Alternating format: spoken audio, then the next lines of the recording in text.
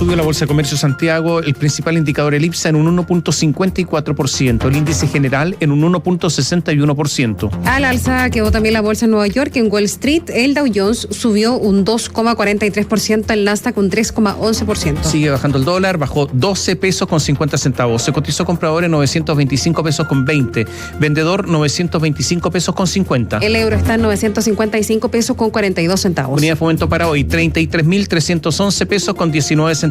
El cobre hasta ahora sube un 1,75%, está en $3.35 la libra, aunque ayer había quedado en $3.50. El petróleo Brent de referencia para Chile baja un 1.7%. Se negocia el barril en $105.49. El WTI baja un 1.91%, llega a $98.88 el barril.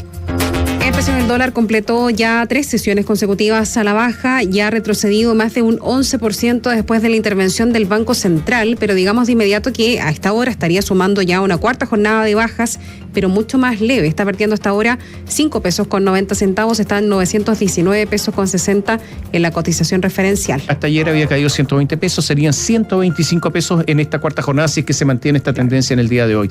Expertos califican la medida como exitosa, aunque recalcan que su efecto sería transitorio y el tipo de cambio dependerá principalmente de las variaciones del escenario internacional. Joaquín Aguilera, muy buenos días. Hola, Joaquín. Hola, buenos días. Sí, ya han pasado 3 días desde que comenzó a operar la intervención cambiaria del Banco Central, desde que se anunció esta intervención por parte del Instituto Emisor, y con ello, por supuesto, también aumenta la incertidumbre respecto de cuánto tiempo más va a poder sostener el precio del dólar. Hasta ahora la jugada ha sido exitosa, encadenando con lo que fue la sesión de ayer 3 sesiones consecutivas a la baja en el tipo de cambio, que de hecho cayó desde aquel techo de 1.051 pesos que alcanzó el jueves pasado hasta los 925. Si bien el ajuste en el tipo de cambio se ha ido moderando, en la mirada más general hay que ver que la caída del dólar ya acumula más de 120 pesos desde que se anunció esta decisión por parte del Banco Central, es decir, un 11% menos de su valor en solamente un par de días. Esto de hecho prácticamente borra todo lo que subió el dólar en la primera quincena del mes de julio, pero también hay que recordar que esto ha tenido un contexto favorable, ha tenido viento a favor, un contexto global donde la divisa estadounidense ha perdido fuerza no solamente frente al peso chileno, sino que también frente a otras monedas. Es lo que recalca Javier Morales, quien es economista y académico del Centro de Formación Técnica Santo Tomás, quien advierte que todavía hay incertidumbre respecto de lo que viene para la cotización, al menos en el corto plazo. La intervención del Banco Central no ha sido el único factor que ha permitido la baja de la divisa en Chile. Se debe considerar que los efectos bajistas de la divisa norteamericana todavía son de muy corto plazo. Por lo tanto, es posible que en los próximos días retorne la tendencia al alza debido a los factores externos que afectan nuestra economía. En concreto, ayer esta tendencia global, que fue por supuesto exacerbada por la intervención a nivel local, fue tan marcada que incluso permitió contrarrestar la caída de 0,5% que mostraba el precio del cobre en su cotización al contado, algo que en términos teóricos debería significar que ingresan menos dólares a Chile y por ende debería generar mayor presión para el tipo de cambio. El mercado ha moderado su expectativa sobre el alza de tasas que viene en Estados Unidos. Ese es un factor que está debilitando el dólar a nivel global, pese a que la inflación todavía no da muestras claras de retroceder, y de hecho ayer también subió con fuerza en la eurozona. Esto significa que es muy difícil hacer pronósticos de corto plazo, lo dice Cristóbal Gamboni, quien es economista senior del Observatorio del Contexto Económico de la Universidad Diego Portales, justamente mirando respecto a lo que pueden ser cálculos de hasta dónde puede llegar el precio del dólar en los próximos días o semanas. Si bien destaca que el Banco Central está cumpliendo principalmente con el objetivo de restar volatilidad a la cotización, Cristóbal Gamboni, que también fue coordinador de finanzas internacionales del gobierno anterior en el Ministerio de Hacienda, alerta que el mercado internalizó buena parte de esta intervención ya en estas jornadas, y ahora lo que viene hacia adelante para el precio del dólar va a estar determinado principalmente por los fundamentos y sobre todo en el escenario internacional. El Banco Central interviene para eliminar o disminuir desequilibrios que puedan haber en el mercado cambiario, variables más de presión de nuestra moneda, variables especulativas, etcétera. Una vez que se controla eso con la intervención del Banco Central, lo que juega ahora son variables más de fundamento de nuestra moneda. Y la verdad es que estamos justo en un escenario muy incierto, internacional y localmente. Claro, y esa hipótesis por supuesto que tiene algo de sustento, porque si bien el Banco Central comenzó formalmente a operar este programa de intervención cambiaria esta semana, el día después del anuncio vimos un desplome total del precio del cobre, cerca de 70 pesos de caída, y esta mañana ya estamos viendo un ajuste mucho más moderado, cerca de 5 pesos, inclusive considerando que el precio del cobre también está fortaleciendo y ayudando nuevamente a esa cotización en cuanto a el tipo de cambio. Entonces esto permite ver que el Banco Central y su jugada prácticamente ya ha hecho el grueso de su operación sobre el mercado cambiario, y ahora de aquí en más serán los factores internacionales los que van a determinar lo que ocurra con el precio del dólar. Esto abre paso, por supuesto, a algunas estimaciones, porque también el escenario interno puede jugar un rol relevante en lo que ocurra con el tipo de cambio una vez que se supere el denominado efecto intervención. Guillermo Araya, quien es gerente de estudios de Renta 4, cree que esta jugada puede llevar al dólar a un piso, una base estable de 900 pesos, pero luego la variación posterior y donde vaya después de ese nivel ya es un elemento incierto. Estimamos que por la intervención del Banco Central propiamente tal, el dólar debería caer a niveles de 900 pesos. El resto dependerá del alza de tasas de la Fed y no lo vemos cayendo a 850 pesos debido a que a nivel interno también nos encontramos frente al plebiscito constitucional que, más allá del resultado, genera ruido. Ahora, si el precio del dólar se sostiene, se estabiliza en los niveles actuales, que por supuesto son menores a los que hemos visto en las últimas 2 semanas, esto podría significar buenas noticias en al menos un elemento de especial preocupación en la economía chilena, sobre todo en el contexto donde el cobre no es la única materia prima depreciada. Luis González, coordinador de Energía y Medio Ambiente de Clapes UC, proyecta en qué escenario con estas variaciones que está teniendo el dólar podríamos ver, por ejemplo, una caída en las bencinas. De concretarse, digamos, una semana de apreciación, ya vamos 2 días con estas apreciaciones. Esperaríamos que en las siguientes 2 semanas esto alivie de alguna manera el costo de importación de los combustibles. El precio del petróleo, que es el otro determinante importante, ha estado fluctuando en torno a los $100, siendo menor a la media que se había visto hace 2 semanas. Ahora, ayer el propio ministro de Hacienda, Mario Marcel, volvió a decir que esta intervención del Banco Central ha sido eficaz y ha sido oportuna. Dijo que todavía pueden ocurrir muchas cosas, pero ha sido, por ejemplo, más eficaz que la pasada intervención del Banco Central que se hizo en pleno estallido social. Hay que recordar que ha tenido viento a favor justamente esta intervención del Banco Central a nivel global. Ayer el dólar index, que mide el dólar frente a otras monedas a nivel global, retrocedió 0,7%. El euro también se fortaleció bastante respecto a mayores expectativas de que puedan subir las tasas de interés también en aquella zona. Ustedes ya lo revisaban, los principales índices de Wall Street también tuvieron números verdes, y justamente esta jornada vemos que el cobre nuevamente se está recuperando con una apreciación que lo lleva con un aumento de cerca del 1% en su precio al contado. Tomás Catri. Mira, varias cosas. Primero, el cobre está bajo, y está bajo en lo que se estableció en la ley de presupuesto, así que ahí hay que poner ojo cómo va a ser el futuro. Es muy pronto para decir que esto es exitoso, porque yo creo que hay que esperar el costo-beneficio, y por lo tanto en algún momento habrá que establecer la raya para la suma y establecer si hubo aquí un éxito o un fracaso, no lo sabemos. Si volviera a subir el dólar en los próximos días, quiere decir que es un fracaso. Fíjate que en una combinación entre el Banco Central, ¿no es cierto?, junto a la Dirección de Presupuestos, porque recordemos que además hay licitación del Ministerio de Hacienda, se están inyectando al mercado $900 millones diarios. Esto es una cifra monumental. Monumental, gigantesca, no solamente para el volumen del mercado chileno, sino que también para el nivel de reservas en Chile. Nosotros tenemos reservas muy bajas. Nosotros nos hemos ido gastando la plata y por lo tanto nos quedaríamos con poquísimas reservas. Por lo tanto, esta es una apuesta arriesgadísima del ministro de Hacienda, Mario Marcel. Por lo tanto, yo creo que hay que esperar a ver cómo esto, qué pasa acá. Yo creo que todo va a depender también de las condiciones políticas internas, de una serie de cosas que todavía están en veremos, de la crisis que viene, que se va a dejar sentir, y lo dicen todos, incluyendo el gobierno, y por lo tanto habrá que esperar. Esta intervención es hasta septiembre seguramente, ¿no? ¿Tú me recuerdas eso? Sí, 30 de septiembre. Exactamente, hasta el 30 de septiembre. Por lo tanto, yo creo que ya a inicio de septiembre vamos a saber si esto tuvo éxito o no, y cuánta plata se ha ido gastando, por ejemplo, a comienzo de septiembre, cuánta plata se ha gastado en las reservas. Sí, de hecho, ayer el ministro de Hacienda, Mario Marcel, también hizo referencia a lo que ocurre con las reservas internacionales. Esta intervención del Banco Central se puso como techo $25.000 millones, que son más de la mitad de las reservas que tenían al mes de junio, que eran 45.000 millones. ¿Qué dijo el ministro de Hacienda, Mario Marcel? Que hay que recordar que el Banco Central tiene otras herramientas que podría eventualmente volver a intervenir. No dice que lo van a hacer ni que lo están evaluando, dice que por supuesto es decisión de ellos, pero dice que hay otras herramientas. Se entiende por aquello, por supuesto, por ejemplo, líneas de crédito internacionales o provisiones de liquidez también internacionales. Es lo que dice el ministro de Hacienda. Por supuesto que ese no es el escenario ideal y habrá que ver hasta dónde está dispuesto a llegar al Banco Central. Fechas clave para ver también qué va a seguir ocurriendo con el precio del dólar. Primero, este jueves, el día de mañana, donde en la eurozona ya se está esperando que también haya un incremento de las tasas de interés y sobre todo lo que va a estar generando atención en la economía a nivel global va a ser el 27 de julio, donde va a haber también la reunión de la Reserva Federal de Estados Unidos, donde no solamente se espera que haya un aumento de las tasas de interés, sino que también cómo están viendo ellos el escenario inflacionario y si van a seguir endureciendo su política monetaria o van a poner también una mayor atención respecto a la recesión económica que probablemente viene en ese país. Gracias, Joaquín. Buenos días. Bueno, hablemos acerca de la reforma tributaria. El ministro Mario Marcel protagonizó ayer el cierre del Chile Day en Nueva York y su jornada comenzó temprano y participó en una charla organizada por la Universidad de Columbia. En la actividad que tuvo Marcel en Columbia abordó los cambios tributarios que se están haciendo en la minería, tema por el cual fue consultado el día lunes en el Council of Americas.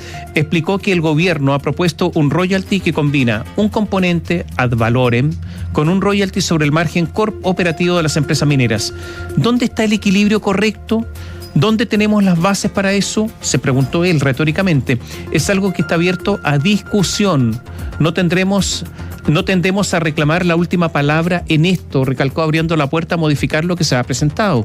Claro, explicó que los ingresos por royalty se utilizarán para financiar el desarrollo regional, para financiar la búsqueda del desarrollo y lo que contribuya a hacer más competitiva y productiva la economía chilena. Si encontramos un diseño alternativo que nos lleva al mismo resultado, estaremos muy felices de tomarlo, dijo. Posteriormente, en una entrevista con la agencia Bloomberg, Marcel complementó que la industria del cobre seguiría siendo competitiva pese a los planes para aumentar los impuestos al sector. Chile está abordando la reforma tributaria con una perspectiva abierta, acotó el ministro Marcel. Dijo: tenemos un entorno minero competitivo y no queremos dañarlo. Los comentarios de Marcel se dan en medio de fuertes críticas desde la industria, principalmente por el eventual efecto que tendría en el retorno de las empresas del sector.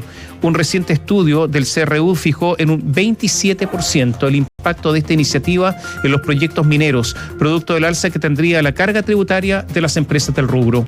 El ministro Marcel también se reunió con distintos economistas que analizan y escriben reportes de Latinoamérica en general y Chile en particular para bancos norteamericanos.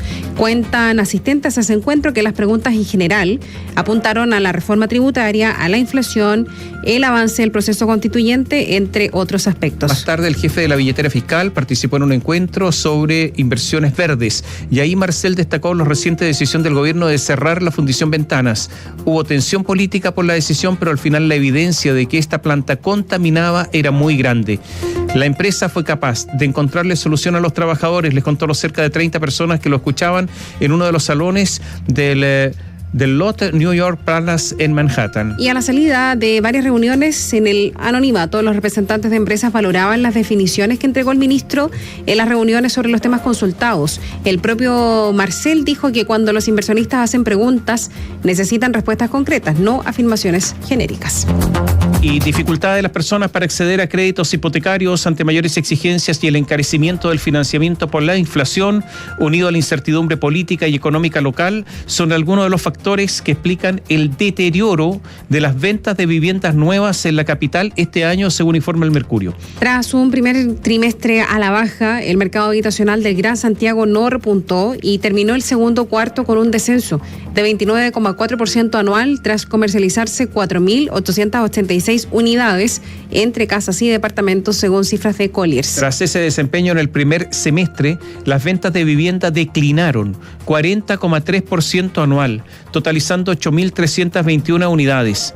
Pese a ello, los precios continuaron aumentando, mientras que los stocks disminuyeron ante el menor ingreso de nuevos proyectos inmobiliarios. La caída en las ventas de estos dos últimos trimestres se explica principalmente por mayores exigencias crediticias y el alza de las tasas de interés, consecuencia del aumento constante de la inflación, lo que ha disminuido el número de personas capaces de adquirir un crédito hipotecario. Otro factor importante es la incertidumbre económica y política que disminuye la compra por parte de inversionistas. Eso lo dice Matías Bucci, que es jefe del área de estudios de Colliers. Y Vicente Domínguez, director ejecutivo de la Asociación de Desarrolladores Inmobiliarios, empresarios explica que las razones más relevantes de la baja de las ventas de casas están ligadas a la inflación y la inseguridad de ingreso de las personas. Él añade que en relación con los inversionistas, especialmente los llamados inversionistas hormiga, está la incertidumbre creada por la reforma tributaria a los DFL2, que han sido los productos más adquiridos en este tipo de inversiones. Y hablemos de lo que va a ocurrir con las tarifas del Transantiago.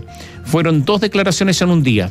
La primera en una entrevista en una radio, y en la Radio Universo, y la segunda en una declaración pública en la que intentó corregir y aclarar la primera. Entonces, ¿qué dijo? Todo este año vamos a tener la tarifa congelada y estamos considerando que ya a partir del próximo año empezar un proceso gradual de normalización, lo dijo, como decías, en la Radio Universo el ministro de Transportes, Juan Carlos Muñoz. Tenemos que hacer una cosa gradual, y aquí es importante una cosa de lógica y comprensión, que la gente también entienda que obviamente cuando el combustible más alto, cuando el dólar sube, cuando tenemos más inflación, la tarifa del transporte público no se puede quedar pegada en los aproximadamente 800 pesos dependiendo de la hora y de la combinación de modos que uno hace, y que tenemos que empezar a gradualmente un proceso de aumentar un poquito la tarifa.